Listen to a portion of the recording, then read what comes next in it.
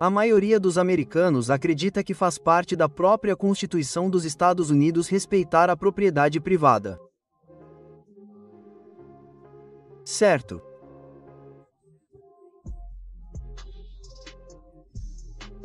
Quando os russos invadiram a Ucrânia em fevereiro de 2022, pouco tempo depois, os Estados Unidos e seus aliados europeus apreenderam cerca de US$30 bilhões em reservas de propriedade do governo russo como garantia para suas reservas cambiais.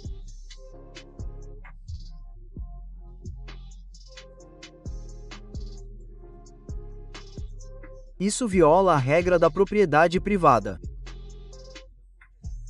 Nenhuma lei, nenhuma guerra foi declarada entre os Estados Unidos e a Rússia ou entre qualquer país e a Rússia além da Ucrânia.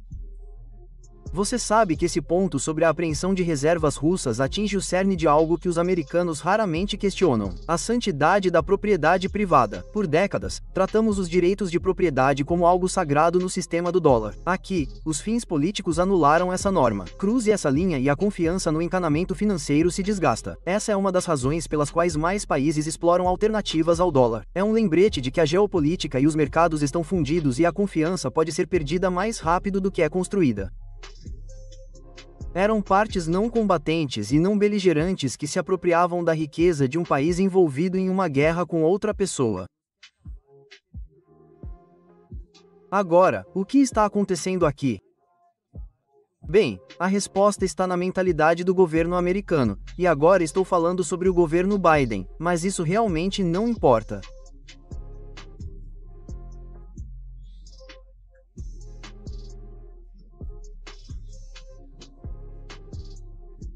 A ideia era que a maneira de fazer a Rússia se retirar da Ucrânia seria punindo-a economicamente, tirando vantagem do fato de que a Rússia é muito menor economicamente do que os Estados Unidos, menor do que os Estados Unidos em população, portanto ainda menor em relação aos Estados Unidos e seus principais aliados, o chamado G7.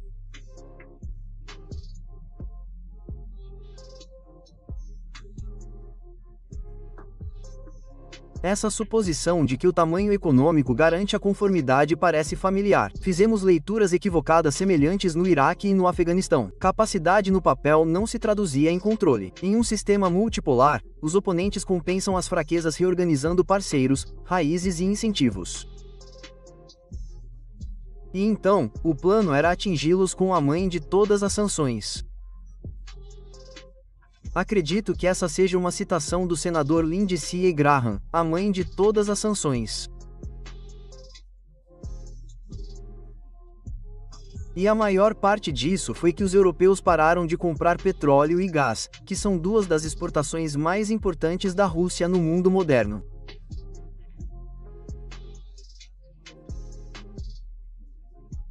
Eles são o segundo ou terceiro país produtor de petróleo mais rico em termos de quantidade de petróleo que tem em estoque. Então eles foram punidos e declarações foram feitas pelo Sr. Biden e seus conselheiros. Isso fará com que o rublo se torne escombros. Eles gostam dessa. A Rússia ficará de joelhos. Outra observação: nada disso aconteceu. O rublo está bem e o crescimento econômico da Rússia é mais rápido do que o dos Estados Unidos nos últimos 2 a 3 anos da guerra. As autoridades subestimaram a velocidade da redução russa de energia. Em vez de entrar em colapso, ela se inclinou para a Ásia enquanto a Europa absorvia o choque de custos. É uma lição sobre efeitos de segunda ordem. Sanções podem retroceder se suprimentos e preços não forem mapeados honestamente. Qual foi o erro então? Você entendeu mal. Você não derrotou a Rússia. A Rússia está ganhando a guerra. A Ucrânia está perdendo a guerra. Todos no mundo que prestam atenção sabem disso, do que aconteceu, ou aqui está a resposta. Os Estados Unidos não entenderam que o mundo mudou, o que é outra maneira de dizer que o império está em declínio, e a resposta dos Estados Unidos é a negação de que o que eu acabei de dizer é verdade e, portanto, não precisamos pensar assim ou nos preocupar com isso.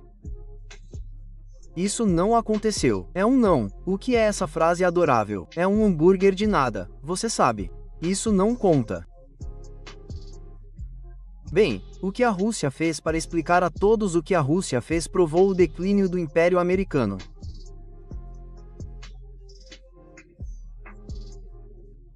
A Rússia encontrou outros para comprar o petróleo e o gás que não conseguia mais vender para a Alemanha e o resto da Europa porque os alemães não conseguiam obter energia barata da Rússia. Sua economia entrou em colapso.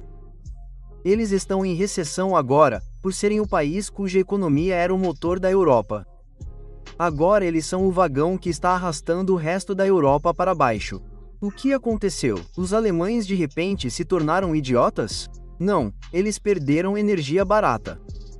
Não foi a única razão. Os chineses, que eram um grande mercado para a indústria alemã, não precisam mais da Alemanha. Eles mesmos fazem isso. Entre perder os mercados da Alemanha e perder a energia barata da Rússia, a Alemanha é o pão de ló da semana passada.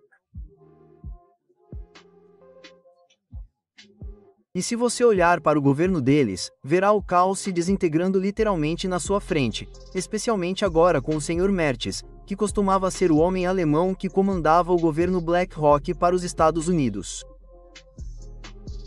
De qualquer forma, aqui está a verdade. A Rússia encontrou outros compradores para petróleo e gás. Quem são os outros compradores? Índia e China. E qual é a relação deles com a Rússia? Eles fazem parte dos tijolos. Essa ligação dos tijolos não é apenas um clube. É poder de barganha, energia, manufatura e mercado sob o mesmo guarda-chuva. Quando o comércio se estabelece em uma mistura de moedas, a influência de Washington diminui. A estratégia tem que passar de ditames para acordos, de sanções primeiro para incentivos primeiro. Rússia, China e Índia construíram uma aliança que lhes permite chegar aos Estados Unidos. Você sabe o que isso significa? O império acabou. Ele não consegue lidar com isso. Ele está cometendo um erro de cálculo estratégico atrás do outro. Você deveria ter entendido o que os russos podem fazer com seus aliados, Índia e China, mas não entendeu. Você tinha certeza de que conseguiria deter os russos, mas não conseguiu. E agora você está sentado aqui prestes a ir para o Alasca e ter mais uma conversa com o Sr. Putin, onde ele basicamente lhe diz que você não pode fazer o que costumava fazer. Você não é mais o que era nas décadas de 1960, 1970 e 1980. Você era algo tremendo que surgiu da Segunda Guerra Mundial enquanto o resto de nós tentava consertar todos os danos da guerra. Você era dominante. O dólar tinha que ser a moeda mundial. Mas não é mais, e não é mais. O dólar ainda ancora as finanças globais, mas o privilégio é menor do que era. A confiança se baseia na previsibilidade, legal, fiscal e diplomática. Se qualquer um desses fatores parecer instável, evitar o dólar deixa de ser ideológico e começa a ser prudente. E você tem que entender isso porque, se não entender, você será derrotado, como foi na Ucrânia. Sabe, os Estados Unidos entraram no Vietnã. O inimigo era o Partido Comunista do Vietnã. Essa guerra aconteceu. Agora, essa guerra acabou. Os Estados Unidos saíram. Quem governou o Vietnã desde aquela guerra? O Partido Comunista do Vietnã. Nós perdemos. Eles venceram. Se você for ao Afeganistão, nós lutamos contra o Talibã. Quem governou aquele país desde que os Estados Unidos foram expulsos? O Talibã, eles venceram. Nós perdemos. Eu poderia continuar. Em certo ponto, a mensagem tem que ser assimilada. Estamos perdendo no Iraque. Estamos perdendo na Ucrânia. O que isso significa? Você realmente atribuirá a cada uma dessas coisas a alguma circunstância especial ou terá coragem de perguntar: há algo acontecendo? Acho que já discuti isso com você antes. A Rússia faz parte dos tijolos. Os Estados Unidos representam 4,5% da população mundial. A adesão atual dos tijolos é mais da metade da população deste planeta.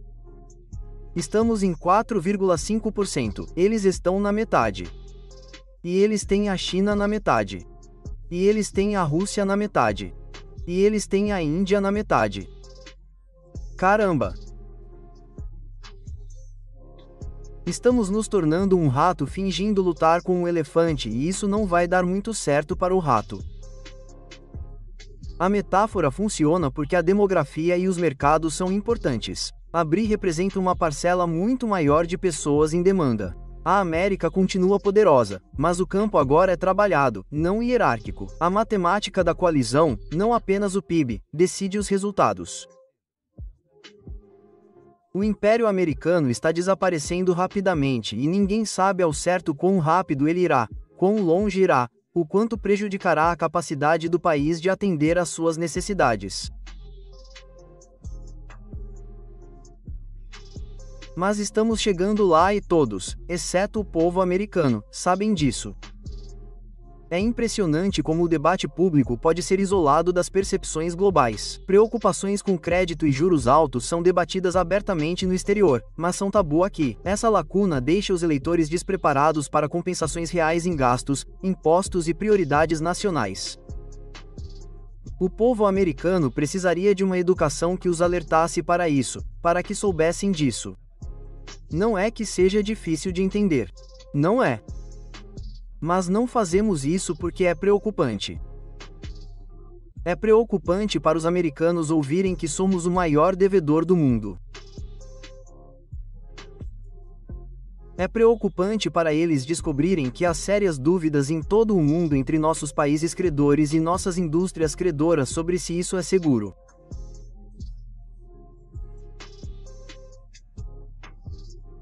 A dívida dos Estados Unidos costumava receber uma classificação AA pelas agências Standard & Poor's, Moody e Fitch que fazem esse trabalho, que avaliam a credibilidade da dívida pública. Todas elas nos rebaixaram de AAA, que é o melhor que se pode obter. Elas não fizeram isso por despeito. Não fizeram isso porque são estrangeiras. Todas essas são empresas americanas. Elas fizeram isso porque as regras de avaliação da credibilidade exigiam que fizessem isso e teriam perdido o negócio do qual dependem para sua renda se não tivessem feito isso. Eles esperaram tempo demais aos olhos de muitas pessoas. E então também podemos ver que o segundo maior detentor de dívida americana durante a maior parte do período pós-Segunda Guerra Mundial, pelo menos nas últimas décadas, foi a República Popular da China. A redução de títulos do Tesouro pela China não é só gestão de portfólio, é um sinal geopolítico. Quando seu principal rival estratégico também é um credor, cada movimento financeiro tem um significado diplomático. A direção lenta da viagem é importante porque aumenta o custo dos erros políticos.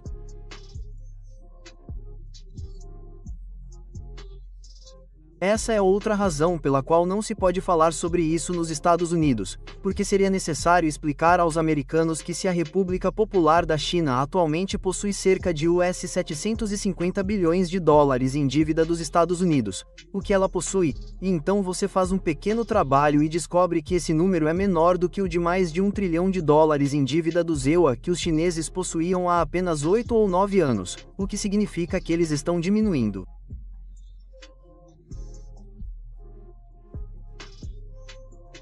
Eles estão se desfazendo de suas participações. Por que isso pode acontecer? Eles podem estar preocupados que não seja seguro fazer isso? Pode apostar que sim. E eles são os únicos? De forma alguma. Os americanos, porém, não querem saber. Eis o porquê.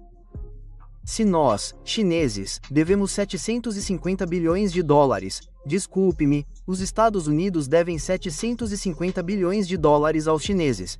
Então é claro que o governo dos Estados Unidos deve pagar juros todos os anos sobre essa dívida, assim como paga juros a qualquer outra pessoa que tenha emprestado dinheiro ao governo dos Estados Unidos.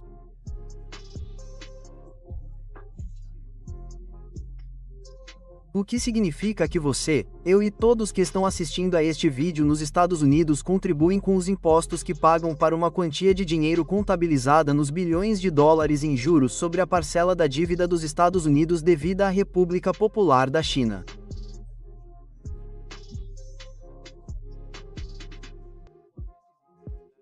Isso significa que nossos impostos ajudam os chineses a construir o exército para protegê-los contra nós. A ironia é desconfortável, mas é assim que a interdependência funciona. Compradores de dívida influenciam mercados e estratégia. A verdadeira questão é se os EUA podem reduzir essa exposição reconstruindo a indústria e a disciplina fiscal sem desestabilizar sua própria economia.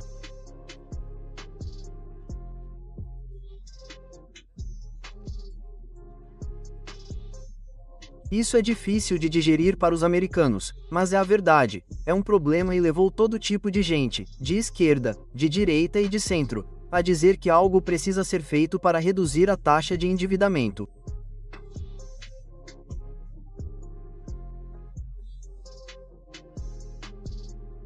E o grande e belo projeto de lei, esse é o nome que o Sr. Trump deu a ele, que foi aprovado no Congresso algumas semanas atrás, piora a dívida dos Estados Unidos. É um projeto de lei que nos prepara para ter grandes déficits este ano, no ano que vem, no ano seguinte e assim por diante. Portanto, não vamos nos livrar do déficit. De forma alguma. O que o professor Wolff mapeia não é o fim do poder americano. É uma mudança na forma como esse poder opera. Autosserviço da dívida, uma base industrial mais fina e um mundo financeiro multipolar significam menos espaço para erros. A resposta não é indignação, é disciplina. Priorize o que realmente importa. Reconstrua a capacidade produtiva e trabalhe com coalizões em vez de presumir conformidade. Grandes nações se adaptam ou ficam à deriva. Quanto mais cedo aceitarmos os limites e definirmos prioridades claras, maiores serão nossas chances de conduzir essa transição em nossos termos. Esse é um argumento econômico? Existe alguma justificativa para isso? E, claro, há um panorama mais amplo. Agora, o primeiro-ministro está na China. Ele se reunirá com Xi Jinping, o presidente chinês. Ele participará, é claro, da cúpula Seu. Ele também se encontrará com o presidente Putin da Rússia. Então, essas tarifas de Trump e a lógica bizarra das tarifas de Trump estão empurrando a Índia para o canto dos tijolos, por assim dizer, certamente para o canto da China e da Rússia. Sr. Richard Wolff, o professor Richard Wolff é um importante economista americano. Ele está se juntando a nós agora. Muito obrigado, professor Wolff. Acabei de apresentar os números frios para nossos telespectadores.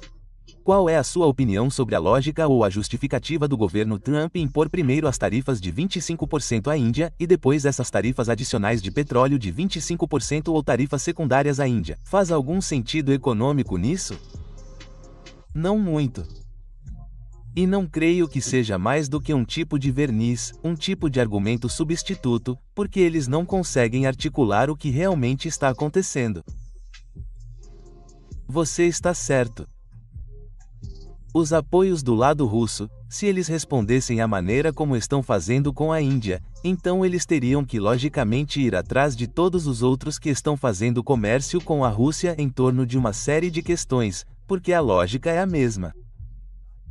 Se você está fazendo comércio com a Rússia, isso significa que você está, por exemplo, comprando produtos russos, você está financiando a guerra. Essa lógica, que elimina todos os detalhes entre as etapas, se aplicaria a todos os países, e por que separar a Índia quando, se você somar outros países, eles estão fazendo isso? A propósito, os Estados Unidos também. Os Estados Unidos compram coisas da Rússia. Quero dizer, é bobagem. Há, no entanto, uma razão muito poderosa acontecendo aqui que nós aqui nos Estados Unidos temos que enfrentar porque nos afeta internamente. Vivemos, e essa é uma consciência crescente neste país, vivemos em um império moribundo. Estamos muito conscientes de que a morte do Império Britânico, sobre o qual você e a Índia sabem mais do que ninguém, foi agora seguida pelos Estados Unidos, que afinal substituíram a Grã-Bretanha, e agora estamos tendo um pico em um período de declínio, e o alter ego, se você preferir. Nosso declínio é espelhado na ascensão dos tijolos. MHM. E esse é um desafio terrível. Todos os esforços estão sendo feitos para fazer parecer que estamos sendo atacados aqui nos Estados Unidos. Estamos sendo abusados por esse desenvolvimento. É como se a Grã-Bretanha tivesse atacado os Estados Unidos por abusar deles quando seu império entrou em colapso. E então tentamos de várias maneiras bloqueá-lo. Seja impedindo as trocas tecnológicas com a China em torno de chips, seja eu poderia dar uma longa lista. É uma mistura de bajulação e ameaça. E agora você está sendo ameaçado porque o esforço de bajulação não nos levou muito longe. Você está sendo empurrado para um relacionamento com a China que aterroriza os estrategistas americanos, e eles querem agora, já que não conseguiram persuadir ou comprar o acordo da Índia para desempenhar um papel diferente, agora eles vão tentar ameaçá-lo para que você faça a mesma coisa. É disso que se trata. Se me permite o professor Wolff, a ironia nisso é que, ao fazer o que está fazendo, o governo Trump e todas as declarações que estão vindo da Casa Branca, do próprio presidente Trump, ao fazer o que estão fazendo, todas essas ameaças contra a Índia, estão tendo o efeito oposto. Na verdade, estão empurrando a Índia ainda mais para o canto da China e da Rússia. O primeiro-ministro se reunirá com os líderes da China e da Rússia nos próximos dias. Está tendo o efeito oposto. Então, eu não entendo novamente, mesmo que não haja lógica econômica, qual é a lógica geopolítica para o que o governo Trump está fazendo com a Índia? Bem, aqui pode ser importante que você se lembre do Sr. Navarro. O Sr. Navarro é um personagem muito radical. Ele fez carreira nos Estados Unidos atacando a China. Essa tem sido sua maior reivindicação à fama. Ele escreveu livros sobre isso. A China é a grande ameaça. É muito fácil para ele levar a Índia à mesma mentalidade. Então, agora os indianos estão apoiando os chineses e os russos e é tudo uma tremenda conspiração. É porque as medidas alternativas para afastar a Índia dos tijolos não funcionaram que eles estão tentando isso. E você sabe que eles discutem entre si se isso não funcionar, então talvez eles tenham que se sentar e trabalhar com a China, Rússia e Índia em um acordo alternativo para que todos possamos viver juntos neste planeta.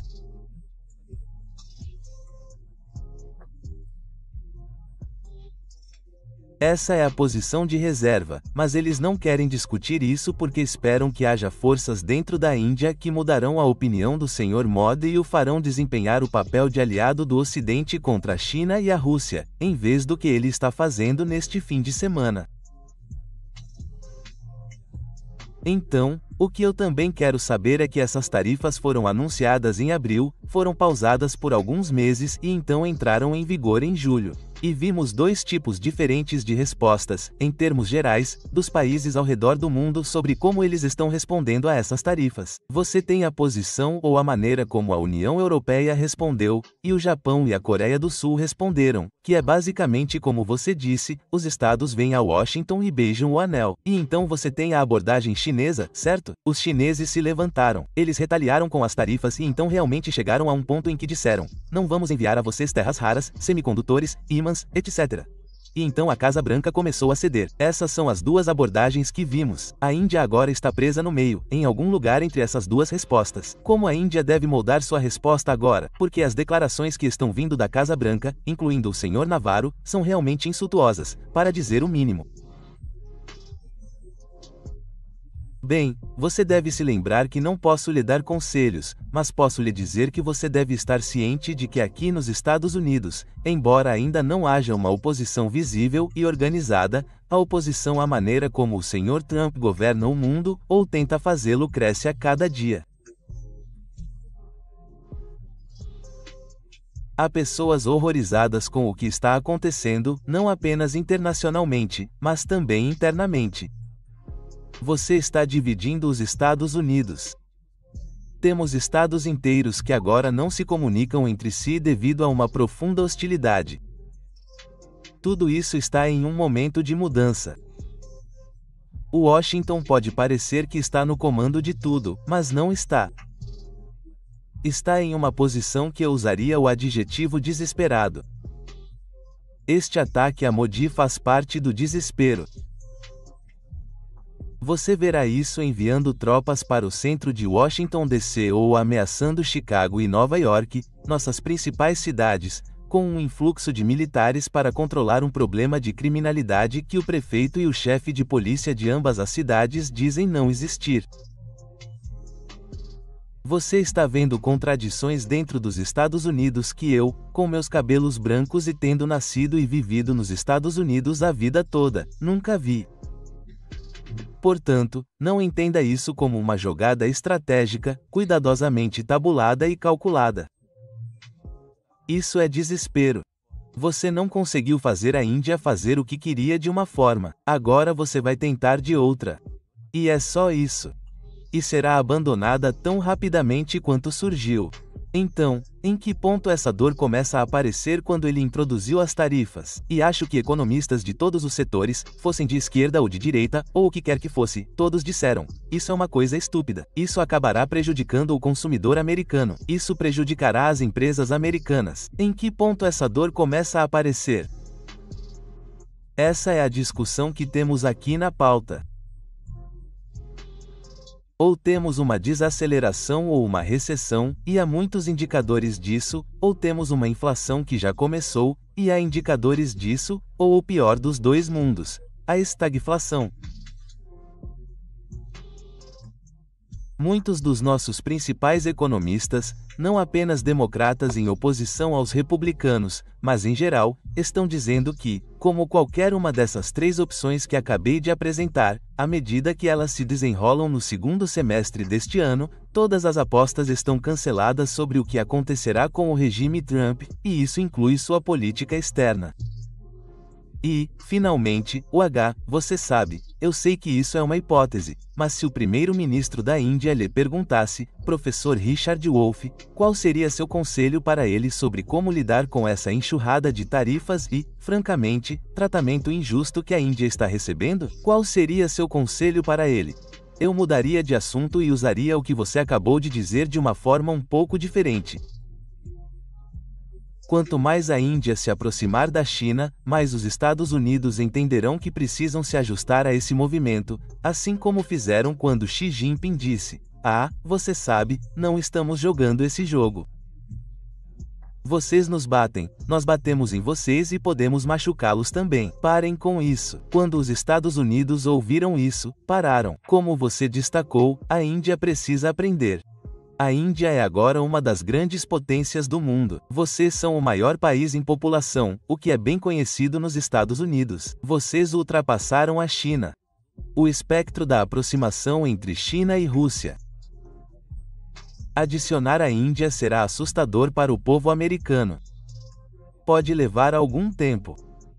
Mas o tempo agora está do seu lado. Tempo está do lado da Índia. Então você está dizendo que a melhor maneira de responder a Trump é se houver uma coordenação mais próxima entre Rússia, Índia e China, e eu provavelmente acrescentaria o Brasil a essa mistura. Reforçar os tijolos realmente soaria o alarme em Washington. Isso é ou pelo menos neste governo. Isso mesmo. E o reforço dos tijolos produz o tipo de comentários extremos que você ouve de Navarro chamando isso de guerra de Modi. Não há necessidade de fazer isso. Isso é frustração falando. Compartilhe aqui nos comentários a sua experiência ou visão. E não se esqueça de provocar o debate. É só quando a gente fala, questiona e interage que esse tipo de conteúdo faz sentido de verdade. Seu comentário pode abrir os olhos de quem ainda está perdido na multidão, repetindo o discurso da maioria sem perceber os perigos batendo à porta, e para não perder nenhuma análise profunda, nenhuma reflexão estratégica e nenhum alerta importante sobre as próximas viradas da economia, se inscreva agora no canal e ative o sininho. Só assim você garante que vai estar um passo à frente do colapso, preparado, consciente e quem sabe pronto para transformar a própria vida. Bora juntos nessa? O próximo capítulo está só começando.